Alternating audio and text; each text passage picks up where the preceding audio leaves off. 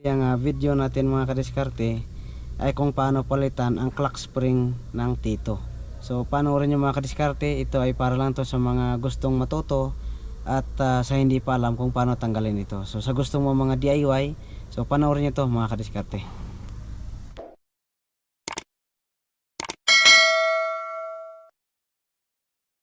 Unang-una mga kadiskarte, siyempre tanggalin nyo yung battery kasi para safety, kasi nandito yung airbag. Hindi naman siya pwede naman siya palitan na may battery, pero para sigurado tanggalin nyo na lang yung battery kasi baka magkamali kayo, pumutok yung airbag nya. So para safety yun. Kung nakikita nyo may butas dito, pakita natin. Ayan, tatlo yan. Nandito malaking parundot ko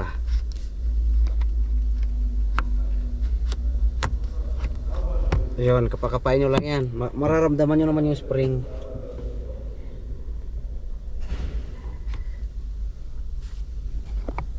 Yan, dito. Angat to ko sa mararamdaman nyo yun ng spring. Pakiramdaman nyo, huwag kayo sundot ng sundot. Ayun, sibaw mangat na siya. So ganon din dito sa likod.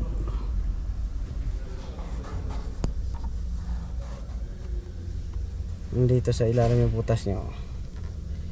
Yan, kapakapay lang natin yan. Pag magsunod kayo, pag unang ano pa lang yan, matigas kasi yan. Kasi nga wala pang butas. So bubutasin pa. So yun na. Tanggal na siya. Yan.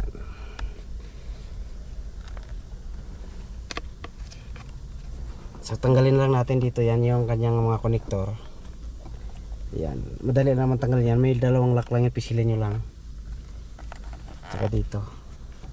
Mahirap pag walang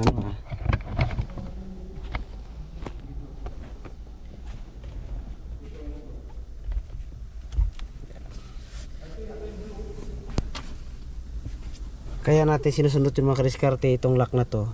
Ayan. Pakita natin sa inyo. Kung nakikita nyo yung alambre na yan, ayan, dapat yan masundot yung gano'n yan para matanggal yung pagkakalak nya. Yun yung kapakapain nyo.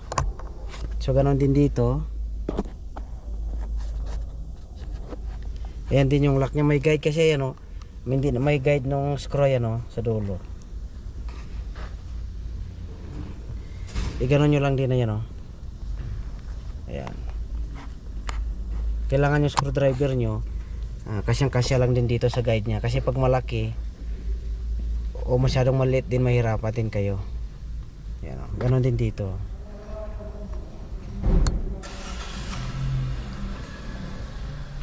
Gamit tayo ng 22. Luwagan natin to. Yan. Pag bagong pa naman siya, pag bagong first time niya matanggal, hindi siya gano'ng kahigpit, tama lang yung higpit niya.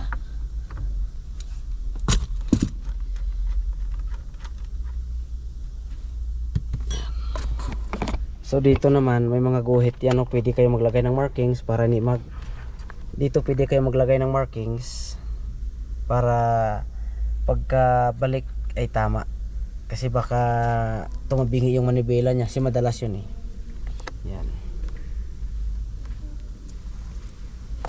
Siyempre kailangan mo natin tanggalin kailangan mo natin tanggalin yung connector dito.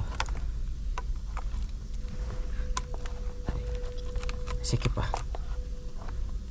Yan. Pwede kayong gumamit ng puller kasi may lagayan siya. Ayan dalawang tornilyo. Pwedeng ganito na lang na diskarte yung ginagawa ko. Yan. So nakikita nyo, tanggal na siya. Yan ganon lang. So, yan.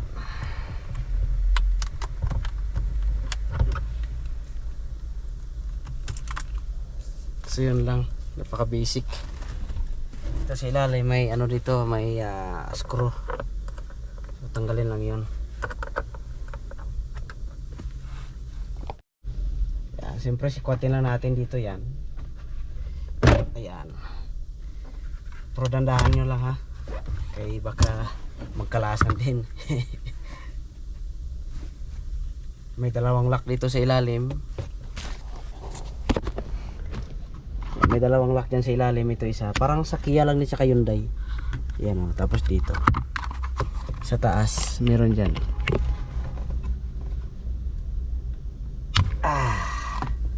Yan, ganun lang.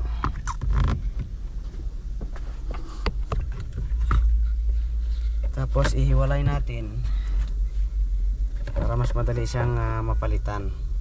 Yan o.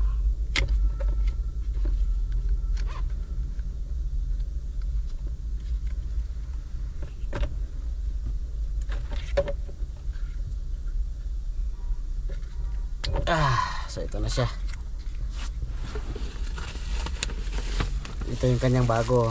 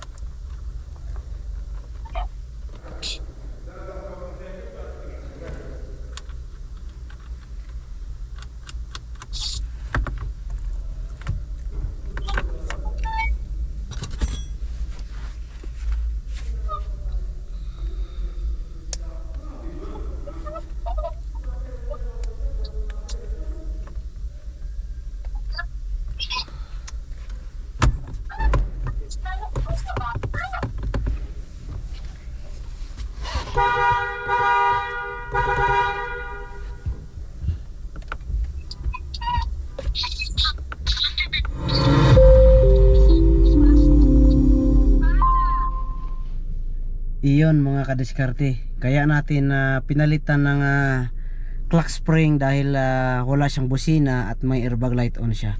So yun talaga mga kadiskarte, yung kadalasan nasisira sa Jitor, no, yung kanyang airbag. So the rest dyan, wala naman tayong ibang nakita na madalas nasisira sa Tito mga kadiskarte.